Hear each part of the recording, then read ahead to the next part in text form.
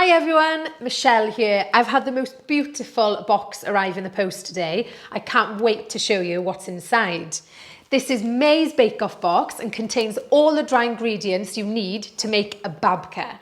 The babka was a technical challenge set by Paul in the tent for the bakers of Series 11. I'm so excited to show you what's inside this box.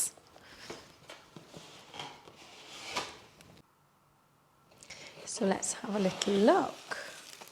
Oh wow, it looks really pretty with the tissue paper and everything. So as you open the box, there's a little message from everyone at the Great British Bake Off. Receiving this box really makes you feel like part of the Bake Off family.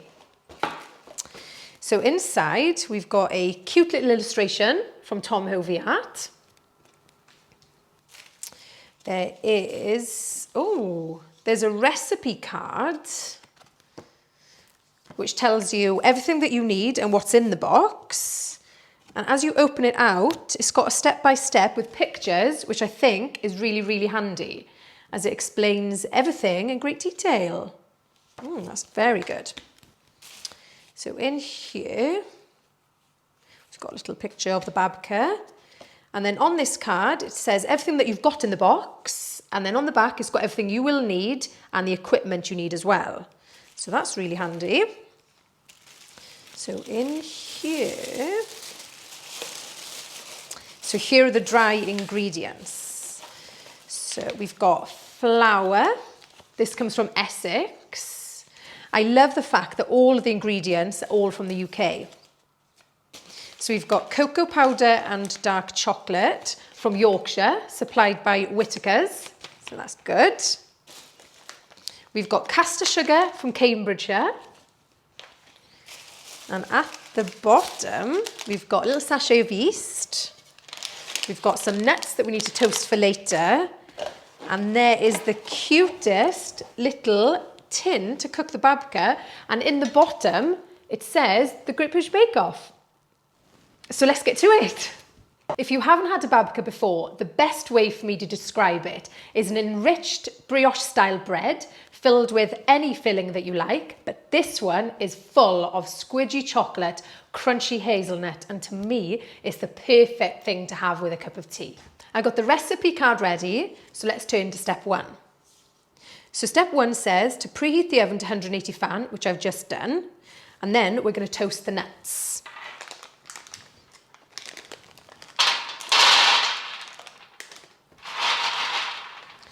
These are going to roast now for 4 to 5 minutes.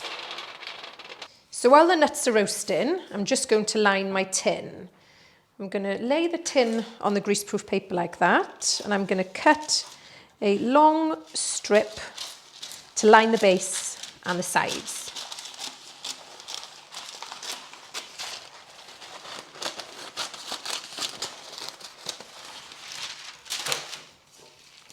Check it's long enough and it fits. Perfect. So I'm going to add a little bit of the oil to the bottom to help the paper stick. So I'm just going to tip a little bit in, rub it around with my fingers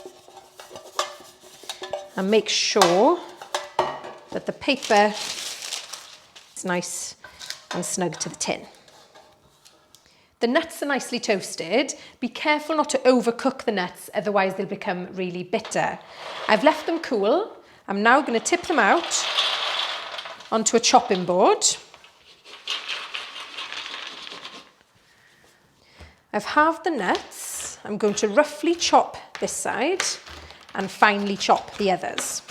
So step 3 says set the nuts aside for later. So I'm going to scoop the nuts up and put them on a little plate ready to fill the babka.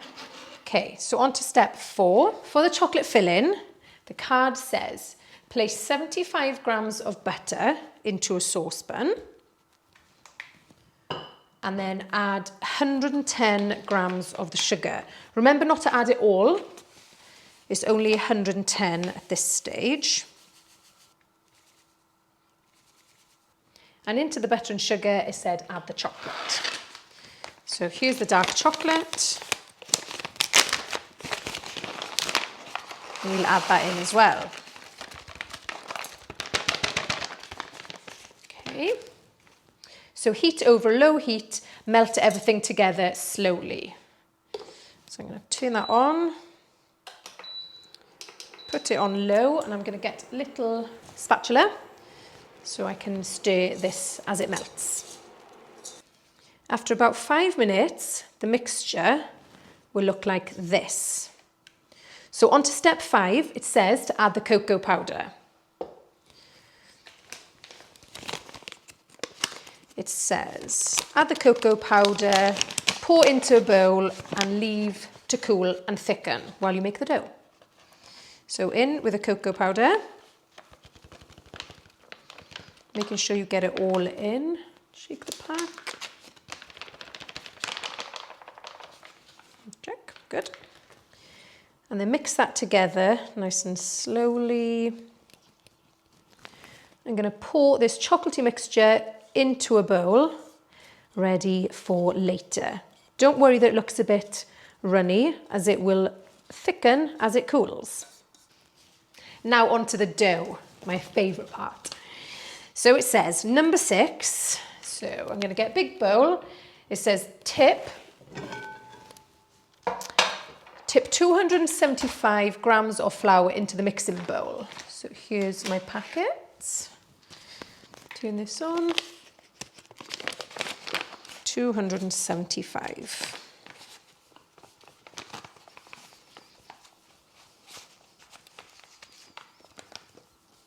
Nearly there. Okay, and we'll save that little bit for later. So it's 275 grams in there. It says add the yeast to one side of the bowl and salt to the other. Okay, so yeast to one side.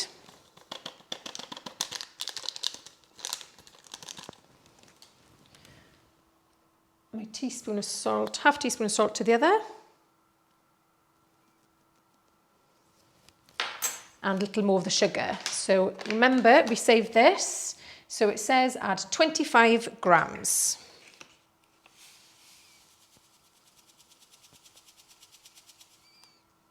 There we are, and that's done there as well. So what it says now, I'm going to take that off. It says to crack the eggs into a separate bowl. I tend to use a jug because it's easy to pour in. Let me get my eggs. So it's 2 medium eggs into the jug.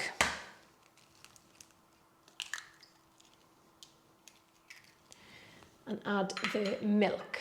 So I've measured that ready. So the milk goes in.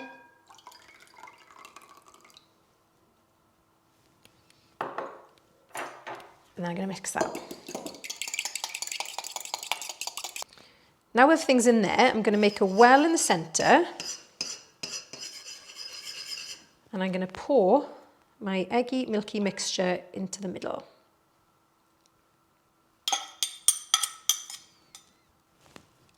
I tend to use a round bladed knife to bring it all together. So give it a good mix until it comes to like a shaggy dough.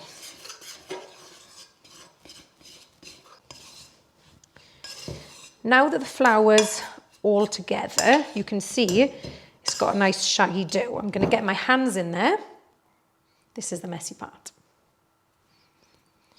So I'm going to use my hand and just bring the dough together to a rough ball to get all the mixture in.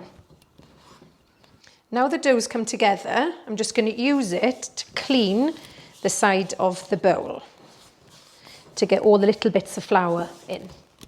Step 9 says, tip out the dough onto a work surface and bring it together with your hands. You knead it for about 5 to 8 minutes until smooth. This is a workout on its own. You can see the dough is coming together and it's starting to get nice, smooth and silky. It's almost time for the butter.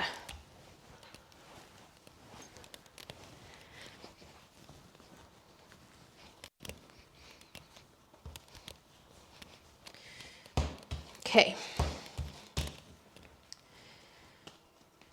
Now the dough has all come together nicely, I'm going to show you how to add the butter. I'm out of breath.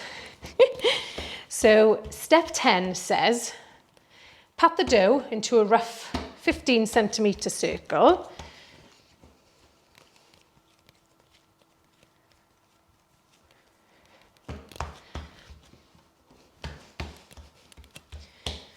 And now we can add the butter. I've cubed this ready, and I'm going to add 4 to 5 cubes of butter to the dough at a time. So as that's in, I'm going to fold that over and knead it again. You don't need a fancy mixer for this, you can do this by hand. Don't forget, if you get lost at any stage, just refer back to the little recipe card for help. Don't panic if you feel everything's getting a little bit sticky. This dough is sticky because it's enriched. So just keep on kneading. And if you have one, just use a trusty little scraper and just scrape it together on the worktop, or you can use a little knife and keep on kneading.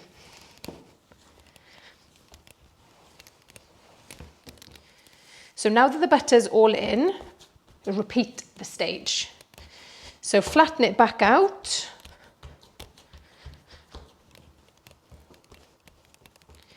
And then put 4 to 5 more pieces of butter on. Fold over and keep kneading.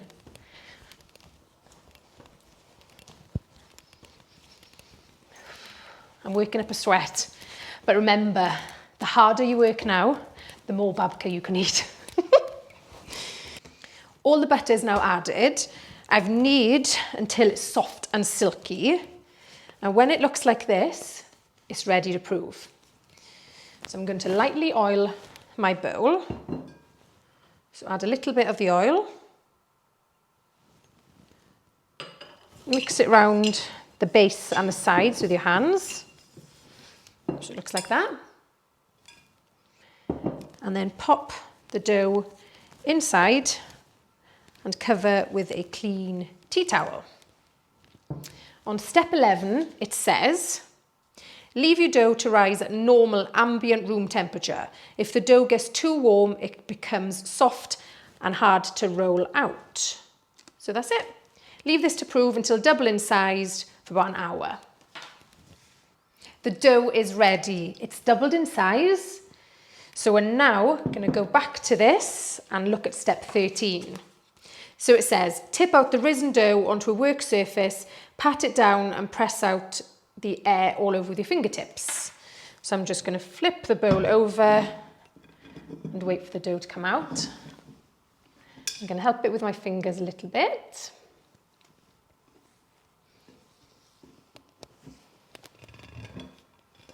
Oh, it's so soft and squidgy. I'm just going to get what's left at the bottom out of here. Don't want to waste any. Okay. So with your fingers, you're just going to press out the air a little bit like that. And then we're going to get the remaining flour. So I'm just going to move that to one side. We're going to get the remaining flour and scatter it over the worktop. Don't use it all, you might not need it. So I'm just going to go a little bit like that, just to stop the dough from sticking. Okay. Right, so we're going to lift the dough on top. And the next step says, sprinkle some of the remaining flour onto the worktop. You might not need it all, so we've done that. Place the dough on top and using a rolling pin, roll the dough out to a rectangle approximately 30 by 35 centimetres. So I've got a trusty tape measure that I use. So I'm just going to bring it out to 35 for me to use as a guide, or you can use a ruler. I'm going to pop it on there and I'm going to tease the dough with my hand slightly. Use a little bit of flour just to lightly dust there. And then I'm going to just shape it. So it needs to be 35 centimetres by 30. So I'm just going to push this out, trying to keep it to a nice rectangle shape as I go. So that's about right. We're going to measure 30, so it needs to go a little bit wider. Just check that it's not sticking at all. If you feel like it's sticking, maybe push a little bit of flour underneath. Otherwise it's going to be hard to roll. Okay, so let's check again. 35 by 30, perfect.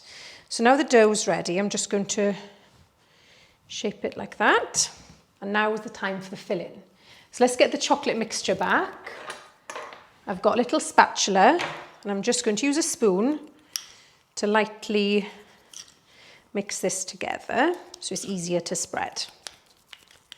So step 15 says, using the back of a spoon, spread the chocolate mixture over the dough, leaving a centimetre border around the edge. Sprinkle both the roughly chopped and the finely chopped hazelnuts over the top. So what I'm going to do, I'm going to spoon little bits of this across. So be nice and gentle, don't rub it too hard because we don't want to break the dough underneath. So I'm going to spread it to the edge and go back and forth. Remember to leave the border.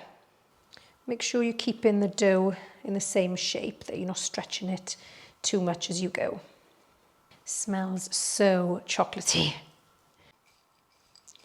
I'm just giving the nuts a little mix, and then we're going to scatter these all over the top.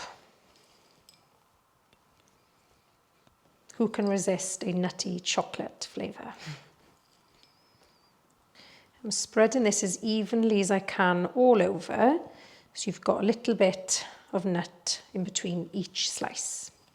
I'm going to scatter over the remaining bits. And we're ready to roll. So on to step 16. It says, using your hands, roll up the dough tightly, keeping the seam underneath as you finish. So I tend to always start off a little roll.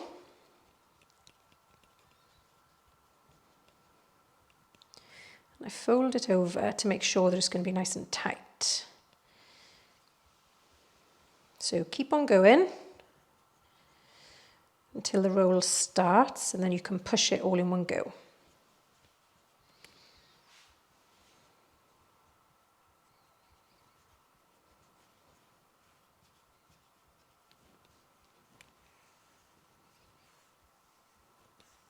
What I tend to do at places, I just pull it back a little bit just to make sure that it's nice and tight. So roll all the way right to the end. I'm just going to brush off a little bit of that flour. I'm going to use my little brush for later, so I'm going to brush that away.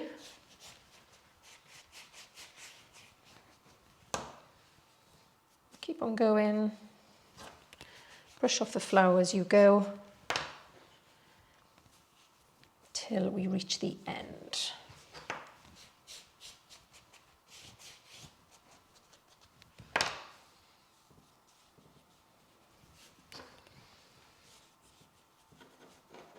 And we'll read the next step. So that's all nice and rolled. The seam is underneath. It says, turn the roll through 90 degrees to position it vertically on the work surface. Okay, so I've done that. It says, like a hand pointing clock at 12 o'clock.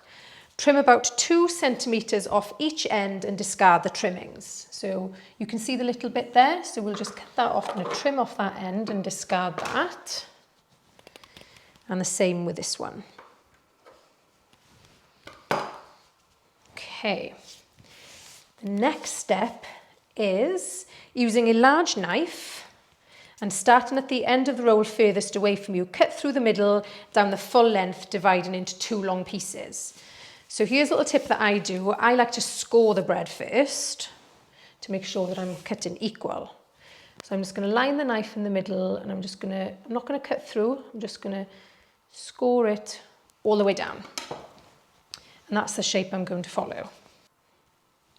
I'm now going to cut this into 2 equal pieces. So with a sharp knife, just cut all the way down to the end of the roll.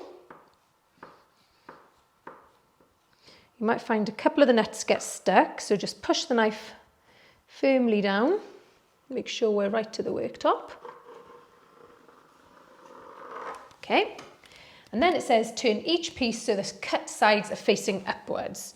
So if we roll them apart, whoa, look at those swirls of nuts and chocolate. So I'm going to face those two upwards like that so you can see the cut sides are open. You can see all the layers of chocolate and nuts. It looks delicious already. I'm going to gently link the top pieces together like that so they stay in one place. And then we need to lift the babka together. So lift the right over the left and over, and keep on going, making sure that the filling is facing the top all the time. When you get to the end, do the same with this end, pinch the ends together. And what you'll find now, it's gone quite long, so I tend to squeeze it like this, so you know it's going to fit in your tin. And it says now, carefully lift the plat into the prepared loaf tin, squish in the length to fit. So we've squished it in and then leave it to double in size. So this is the risky part. And this is the hardest bit. So we've just got to try and lift this in one go and just go for it, commit, straight in. If those little bits come undone, just tuck them back in. And I tend to give my babka a little jiggle to make it sit nicely in the tin. And it's ready. So we're going to leave that prove. Cover it with a tea towel and leave it to double in size.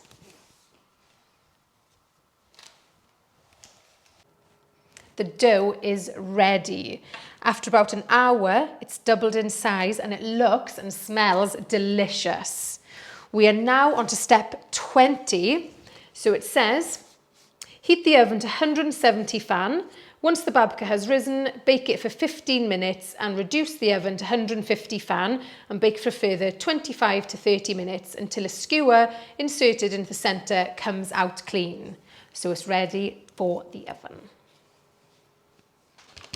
To make the syrup, I've just added the remaining sugar and 100 ml of water to a pan as we're on to step 21. It says, pour 100 ml of water into a pan with the remaining 100 grams of sugar and place over a high heat.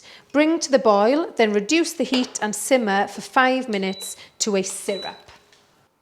The babka is ready. It smells absolutely delicious. I cannot wait to eat it. We're on to the last step now, which is step 22, and it says brush the syrup all over the warm babka, then leave to cool in the tin completely. So this is the syrup, nice and thick, and we're going to spread that all over the babka. I'm using a little pastry brush and brushing it all over, letting the syrup seep down into the tin.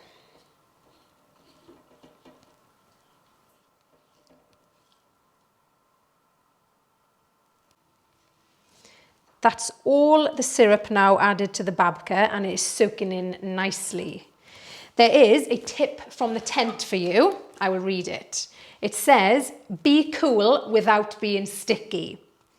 Your finished babka, immediately out of the oven, will look and smell divine, which it does. We can understand why you might be tempted to whip it out of the tin and tuck into it straight away, but you must resist. The babka needs to have a good amount of time to cool in order to reduce the risk that it will break as you lift it, but not so long that the syrup sets and the loaf gets too sticky to come out of the tin. So allow 1 hour for it to cool in the tin, then using the baking paper to help you, lift it gently onto the board, and then you can slice and enjoy.